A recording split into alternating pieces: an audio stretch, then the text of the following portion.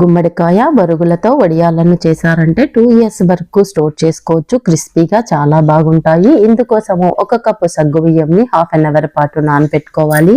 1/2 kg వరకు బరుగులను తీసుకొని water వేసి 1 అవర్ పాటు నానబెట్టుకోవాలి. ఒక గుమ్మడికాయను తీసుకొని కట్ చేసి పీల్ని తీసేసి మధ్యలో ఉండే గింజల పాటును కూడా తీసివేసుకొని చిన్న చిన్న పీసెస్గా కట్ చేసుకోవాలి.